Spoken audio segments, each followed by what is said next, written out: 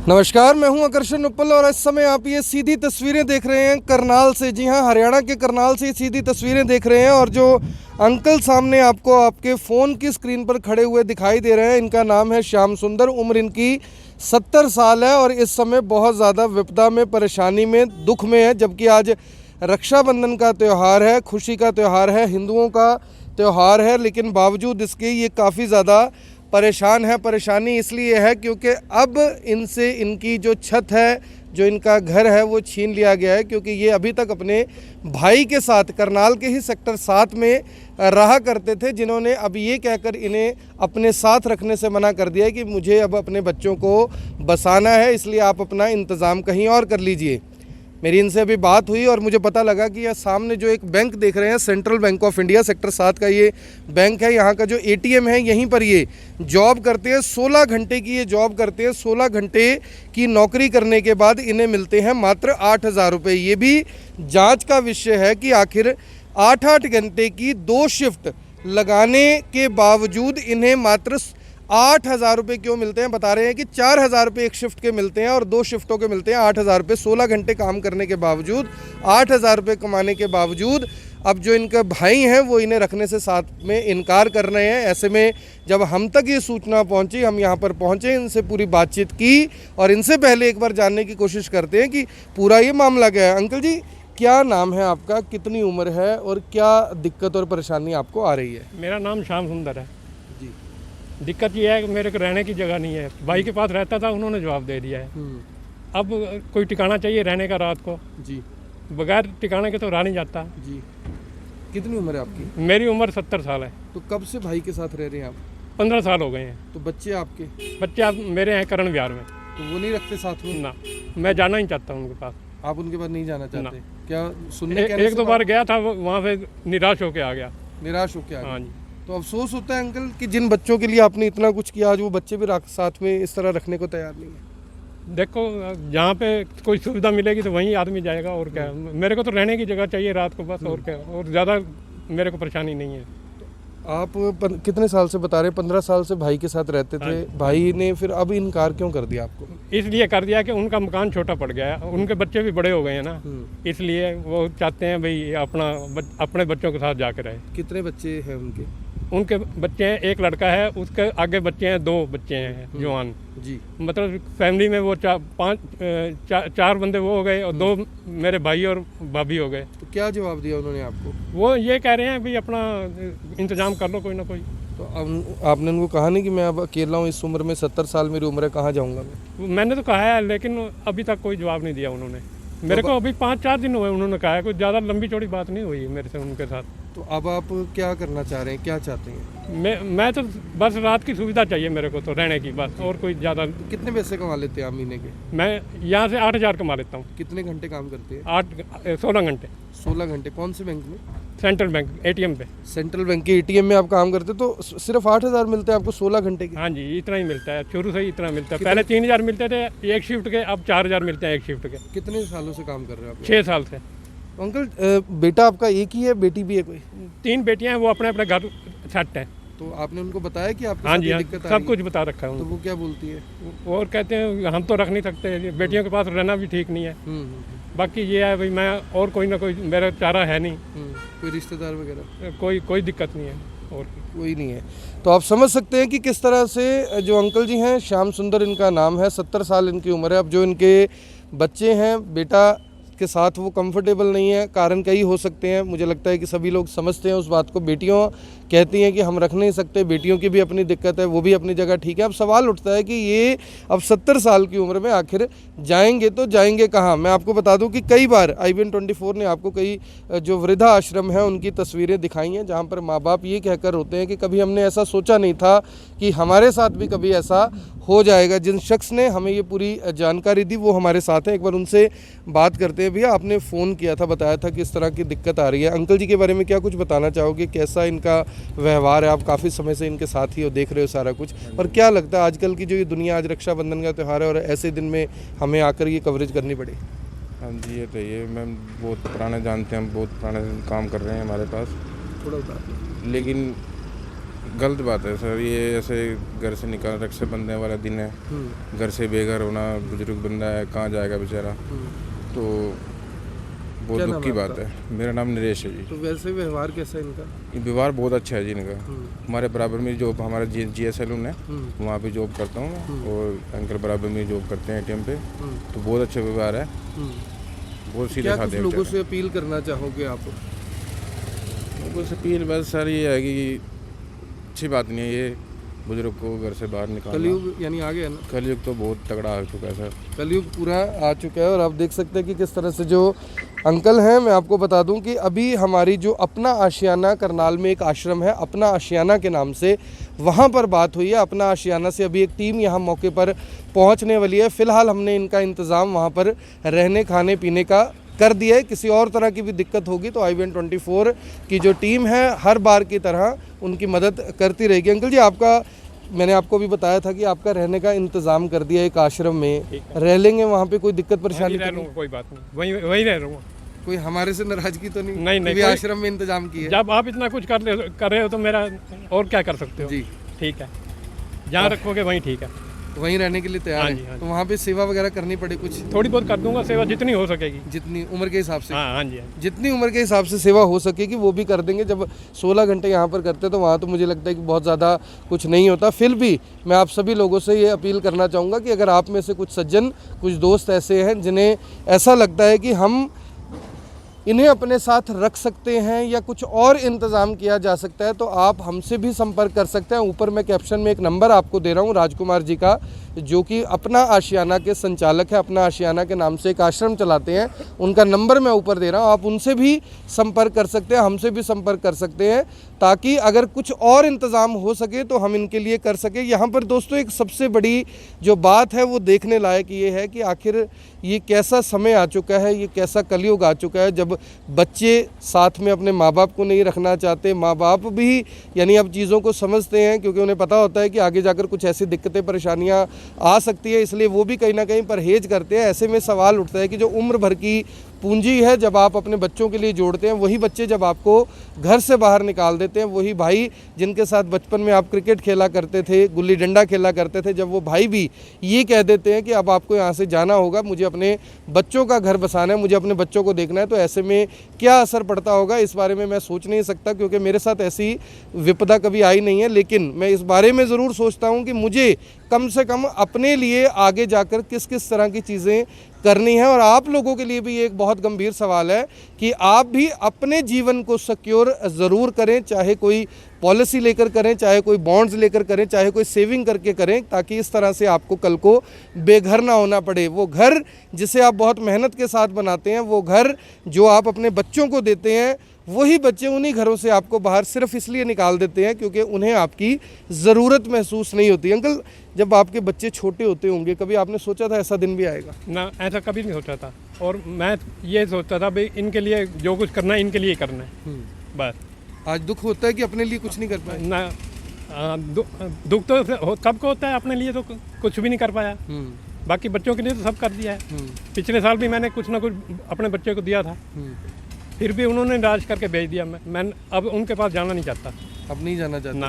तो बेटियां के साथ बोलचाल होता है? हाँ, बेटी तो अभी आज भी फ़ोन हुआ है, ऐसी बात नहीं है। बेटी फोन के साथ रखा हुआ है आपने? हाँ जी, फ़ोन है मेरे पास। फ़ोन रखा हुआ है, कीपैड वाला। देखिए अंकल के पास फ़ोन है, यानी कि जो साधारण जीवन जिससे चल सकता है, वो ज़रूरत की सारी चीज़ आप देख सकते हैं कि चप्पल डालकर, स्लीपर डालकर रोज़ाना आते हैं। और एक जियो का इन्होंने फ़ोन भी रखा है जहाँ पर अपने बेटियों से इनकी रोज़ाना बात हो जाती है। जो भी दोस्त इस समय इस खबर को देख रहे हैं, इस खबर को साथ के साथ शेयर ज़रूर कर दें, ताकि लोगों को ये पता लग सके कि किस तरह से जो आम लोग हैं, जो इस तरह से बुज़ुर्ग लोग हैं 50, 55, 60 साल के बाद, उनके साथ किस तरह का व्यवहार होता है। बहुत सारे दोस्त इस समय कमेंट्स कर रहे होंगे, देख रहे होंगे, किसी को निराशा हो रही होगी, कोई और तरह के कमेंट कर रहा होगा। लेकिन एक बार ये सोच कर देखिए कि कभी एक वक्त ऐसा आए, कभी एक दिन ऐसा आए कि जिन बच्चों के लिए आपने बहुत बड़ी बड़ी कोठियाँ, घर बना रखे हैं, सेविंग कर रखे हैं, किसी को डॉक्टर बनाया, किसी को इंजीनियर बनाया, किसी को कुछ बनाया, ऐसे में जब वही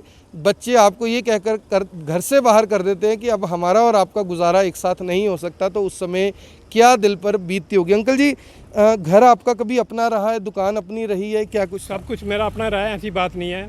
सुभाष गेट में भी अपना मकान था, फिर मैंने बेच दिया, बच्चों के लिए बेच दिया। फिर उन्होंने अपना वहाँ 4 सेक्टर में बनाया, उन्होंने अपना बेचा, जो कुछ भी बेचा। मेरी प्रॉपर्टी भी थी वो भी बेच दी सारी बच्चों को दे दी थी आपने? सारी बच्चों को दे दी। तो आपको लगता है आज की अगर आपके पास आपकी प्रॉपर्टी होती तो ये दिन ना देखना पड़ता? हाँ सही बात है, मेरे को तो ये लगता ही है भाई, इतनी प्रॉपर्टी होने के बावजूद भी मैं धक्के खा रहा हूँ। कि क्या काम करते थे पहले आप? पहले मेरी जनरल स्टोर की दुकान थी रामनगर में। तो उसी से सब कुछ बनाया? हाँ जी। पहले रामनगर करनाल में बता रहे हैं कि जनरल स्टोर की दुकान थी। मैंने जब इनसे बात कर रहा था तो बता रहे थे कि 76 से 1986 तक वहाँ पर इनकी दुकान थी, और 1986 का तो मेरा बर्थ है। आप समझ सकते हैं कि जब ये काम करते थे तब मेरा जन्म हुआ था। उस समय भी जब जो पैसे कमाने की होड़ थी वो सिर्फ इसलिए थी कि मैं कम से कम अपने बच्चों को कुछ बना सकूं, उनके लिए कुछ ऐसा कर जाऊं कि बच्चों को कभी ये महसूस ना हो कि हमारे पिताजी ने हमारे लिए ऐसा नहीं किया। लेकिन आज ये दिन देखना पड़ रहा है, आज इन्हें सोचना पड़ रहा है कि अगर उसमें से 10% भी मैं अपने लिए कर लेता तो कम से कम मुझे ये दिन देखना ना पड़ता। अब इंतज़ार कर रहे हैं अपना आशियाना की टीम से, आते हैं जब उनकी टीम यहाँ पर आएगी राजकुमार जी की, उस समय आपको दिखाएंगे। जो भी बातचीत होगी राजकुमार जी से भी बात करेंगे कि वो किस तरह से इस तरह के जो लोग होते हैं जो अपने घर से बेघर हो जाते हैं उनके लिए अपना आशियाना क्या कुछ करता है। तो इस समय आप ये सीधी तस्वीरें देख रहे हैं करनाल के सेक्टर 7 से, जहां पर अपना आशियाना आश्रम से राजकुमार जी अपनी टीम के साथ पहुंच चुके हैं। जो बुज़ुर्ग अंकल हैं उन्हें लेने के लिए, उनसे अब बातचीत करेंगे और उन्हें अपने साथ लेकर जाएंगे, उनसे बातचीत करेंगे। राजकुमार जी हैं अपना आशियाना से। आप जानते हैं कि करनाल के सेवा भावी जो लोग हैं उनमें से इनको जाना जाता है। राजकुमार जी सबसे पहले नमस्कार और आपका धन्यवाद भी कि आप इस तरह सेवा में रहते हैं हर समय। नहीं, जो परमात्मा जी का काम सौंपा हुआ है उसके हिसाब से तो हमने काम करना है। कोई भी ऐसा व्यक्ति हो जो घर से बेघर हो, बेसहारा हो, लाचार हो, हम तो लोगों से प्रार्थना करते रहते हैं कि कोई भी ऐसा व्यक्ति कहीं पे भी हो, ना उसके पास कोई रहने का ठिकाना हो, तो वो अपना आशियाना आश्रम हमेशा ऐसे लोगों के लिए हमेशा ही खुला रहेगा। और आपके माध्यम से भी ना जाने कितने लोगों ने वहाँ पर सहारा लिया हुआ है। प्रभु ने सहारा देना होता है, हम तो केवल एक निमित्त मात्र माध्यम बनते हैं, उस माध्यम के जरिए ही ये सेवा का कार्य होता रहता है।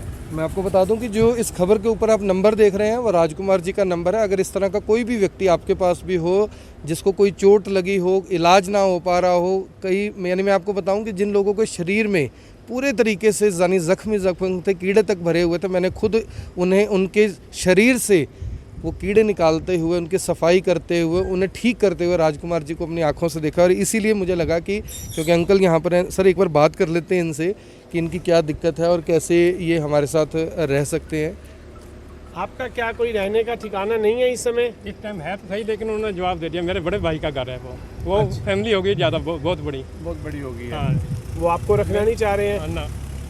कोई बात नहीं, जो हमारा ये आश्रम है ये आप लोगों के लिए ही है। आप जब तक चाहें वहाँ पर आपको रोटी, कपड़ा और मकान प्रभु के नाम के साथ जैसा आपको सहूलियत होगी हम आपको प्रदान करने की कोशिश करेंगे।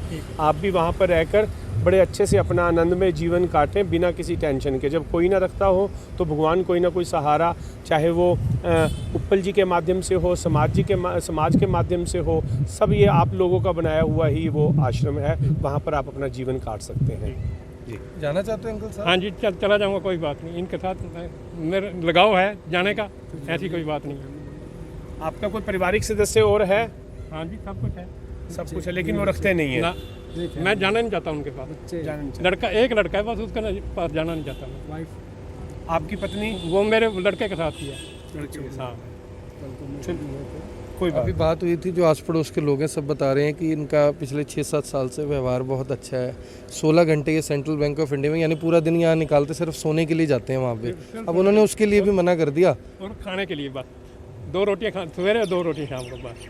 कोई बात नहीं, रोटी और ये जो है ये तो प्रसाद है, ये तो भगवान जी आपके लिए कहीं ना कहीं सोने का करम है। कोई बात नहीं जी, आप वहाँ पे रह सकते हैं। बुढ़ापा पेंशन भी लगी हुई है जी। हाँ, वो भी आती है और ये कहते हैं कि मेरे से जो दान भी हो पाएगा मैं नहीं, हमें वो तो दान तो देखो समाज के दिए हुए सहयोग से ही चलता है। हमें आपके किसी पैसों की जरूरत नहीं है और ना एक पैसा। आप अपनी मर्जी से वहाँ पर जो सेवा करना चाहें तो ठीक है, आपका शरीर अलाउड करता है तो करें, नहीं करते तो वहाँ पर आपको आरामदायक एक बिस्तर मिलेगा, ऊपर छत के ऊपर पंखा लगा हुआ है, आपको कमरे के अंदर रहने का मिलेगा और रोटी पानी तीनों टाइम की आपको मिलेगी, चाय दूध जो भी हमारे से बन पाएगा वो आपको दिया जाएगा।